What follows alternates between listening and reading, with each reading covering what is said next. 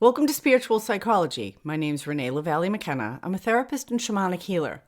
And today I want to talk about the doorway of death. After being born, death is the only thing we all have in common. And it's kind of amazing that with something we all share, there's such a pervasive discomfort with it. We're obsessed with it in movies and TV shows, and yet we hide our children from it in real life. Maybe not bringing them to wakes or funerals or letting them see dying relatives. And yet, most of us see hundreds, if not thousands, of deaths every year, mostly violent, on screens. Violent death is only a small percentage of what actually kills most of us, but our obsession with murder and horror really points to the fear that most people have of this incredibly natural process. In both my shamanic trainings and my explorations of Buddhism, I've spent a lot of time working very directly with death. There are practices in both of those traditions where you meditate or journey upon your own death experience, quite literally. I spent a weekend a few years ago in a death and dying workshop, and I died about 11 times over that weekend. It's a powerful process, very transformative and grounding. In fact, I think death is probably one of the greatest teachers that we have in life, in how to live, because it reminds us that nothing is permanent, that we need to live today, because we actually don't know if we have tomorrow. I've had the great privilege of being at the bedside of many dying beings, both human and animal. In fact, I've been at more deaths than I have births, and from my experience, on a spiritual level, there's a significant similarity between the two. In both cases, and not every time, I experience a doorway which opens to a vast portal of light. My son was born by C-section, and it was a really powerful process. I spent 9 months preparing for a home birth. I had a birthing tub and a midwife, and after 62 hours of labor, I ended up with a C-section in the hospital. It was the birth I didn't want. And it was one of the most powerful, transformative spiritual experiences I've ever had. It blasted me open in this incredibly positive way. And I really experienced this portal of light that was open, that I felt my son come through. And it stayed open for a couple days. In fact, it took me about 10 days before I could even go outside. And even then, I felt like I needed to wear sunglasses because I was seeing light everywhere. In fact, I looked at people and it was like, everyone is born. Oh my God. Do you know that everyone was born? It was such a powerful experience. My daughter was born in about 5 hours. I didn't even practically get to take my clothes off in the room before I started pushing. It was a really different experience. So I don't know if there's a door in and a door out, but it kind of feels like that to me. I don't even know if they go necessarily to the same place, although I assume it's similar. There's a really powerful shamanic work called psychopomp. And psychopomp is the escorting of souls. And there's a lot of things that can happen when someone dies, just like there's a lot of things that can happen when we're alive. One of the things that can happen is an aspect of the person can get stuck in ordinary reality or the middle world and not move on. This is the idea of ghosts. And I've worked with lots of disembodied souls. Only a tiny fraction of them are scary. And even those are wounded. Mostly they're confused and frightened. For one reason or another, they didn't make it into that portal of light through the doorway. Maybe the death was unexpected or tragic. They don't feel like they're ready to leave and they want to stay. Or humans here are too attached to them and won't let them go, and they feel an obligation to try to be here. It's not helpful. And psychopomp is helping them through. In fact, a funeral, particularly a Christian or Catholic one, is a form of psychopomp. At least one that's performed well. A lot of times we think of funerals primarily for the living who remain after someone passes away. But if you listen carefully, particularly to a well-done Catholic funeral, there's an invocation to the angels and the saints, to Jesus and to God, to invite and welcome the soul home, to move them along. The congregation prays for the soul of the deceased, and we're letting them know it's okay to go. Asrael, the angel of death, one of the most compassionate and fiercely loving non-physical beings I've interacted with, is a psychopomp. And we don't need to be afraid because we're never alone. Death is a continuation. I don't know what's on the other side of that doorway. But I'm a little weird. I'm actually kind of excited to find out. I'm not in a hurry. But death has an adventurous aspect for me. You know, when my girlfriend Lori was dying, she kept wanting to pack her bags. She wanted to take a trip.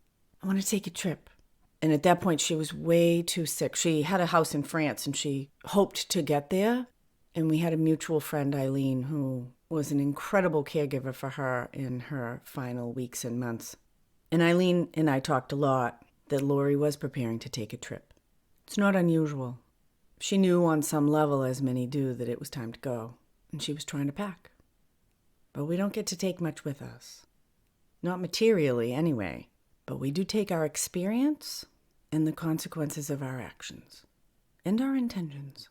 In some Buddhist traditions, there's a belief that the soul hangs in the bardo, which is sort of similar to purgatory, for up to 40 days before it reincarnates. And there's a whole lot of stuff that happens during that 40 days. In fact, that weekend that I spent practicing dying, we went through the bardo over and over again because that's the place where we meet all of our own unresolved stuff, which, if you believe in certain forms of karma, determines our next incarnation.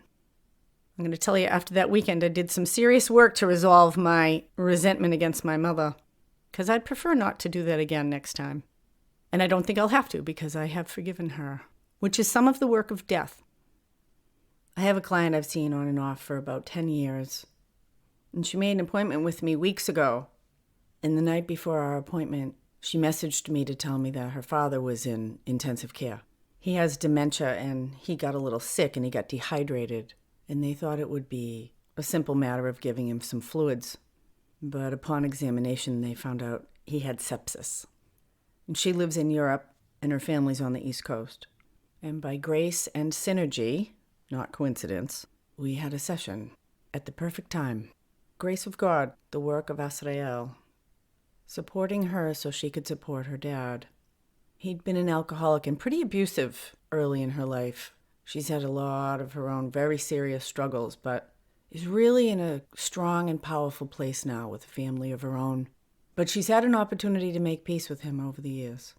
She's forgiven him for the past, and he's forgiven her. The loss of a parent really moves us into full adulthood. And she was really feeling conflicted about whether or not she should fly here. Is he going to die? And so we did some inner journey work to connect with her own intuition and the larger consciousness system, the wisdom that we all have access to. And she's a Catholic. She works with Jesus and Mary and the Holy Spirit. The divine has 1,000 million faces to meet us in whatever way is most meaningful to us. And this is the format, the path that works for her.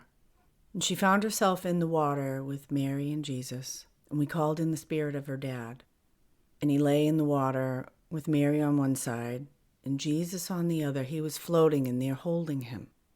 And the light of the Holy Spirit shines down on him from above. And she can be there touching him as well, and he was at peace. She was worried that he was suffering, and we had a long talk about suffering. It's a really powerful book I read years ago by Scott Peck, who also wrote The Road Less Traveled.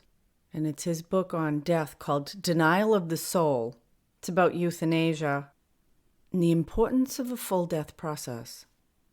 We're very concerned about suffering in our culture, about not suffering, mostly. And after really contemplating the points in that book, and after being present, again, at many death processes, physical difficulty, discomfort, even suffering has its place in the death process for many people. Physical suffering can make us willing to release our body willingly and go through that portal. I know my girlfriend Lori had a lot of really heavy pain medication. She had colon cancer, and it allowed her to be in complete denial that she was actually dying. But a week before she passed, she ran out of meds, and I rushed with her to the pharmacy to get more. And in that couple-hour period, she really panicked because she realized how incredibly sick she was. I'm not saying people shouldn't use pain medication, but I think denial of death is dangerous. It's dangerous on a soul level. Because death is supposed to change us. It matures us, it wisens us, and it can push us to turn away from our body into the great spiritual reality of which we're all a part. That death is not an ending, it's a transition. So after my client was given this very beautiful configuration to hold her father spiritually, she got the call that he was actively dying. She made her plane reservations, and she had this incredible configuration that she could hold him in. And especially because he had dementia and he's not super conscious, I really feel like she was holding his soul. She was connecting him and opening the door for him. She flew in, got to see her dad in the hospital, and the doctor said he was doing great. She got to sit with him, and though he couldn't speak, she read to him and sang to him and brought him some photos of the family. And he had his eyes open for the first time in days. And she told him it was okay to go. And she drove home from the hospital, almost hopeful that he might get better. And she got the call about 15 minutes later that he had died. He waited for her, and he pooled all the energy he had to be with her. And then he left. Powerful, very powerful. Not everybody's peaceful when they die. Not everybody's peaceful when they're living. We're part of an endless process, and we can trust it. The more we surrender to it, the easier, more nourishing, and more supported the process is.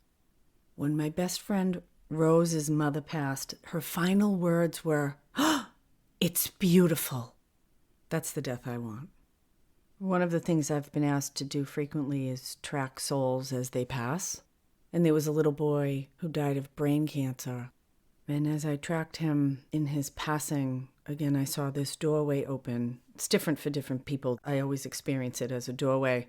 And these two light beings came through and took the hands of this little boy and walked him through. And one distinctly felt like his grandmother. And I reported this to the family, and there were quite a few people in the room when the boy passed. And one of the women in the room said, "I saw the same thing. I saw these two balls of light come and take his ball of light and bring him up and out." Death is the most natural thing. In life, it's our teacher, and at the time of our passing, it's our friend. So I encourage you to make friends with death. If you make friends now, he won't be a stranger when he comes at the end of your life. You can trust him. You don't need to be afraid. So I'm going to do a live workshop this Friday for the 19th anniversary of 9/11 to do some psychopomp and soul escorting. So if you know anyone who's died an unexpected or an angry or an unresolved death, or if you have unresolved grief around a loved one, I'm looking for a couple of people to give this gift of healing to in a live session. I'm also starting a mentorship program. I have a 3-month program and a 6-month program. If you're interested, shoot me an email, info@reneemckenna.com.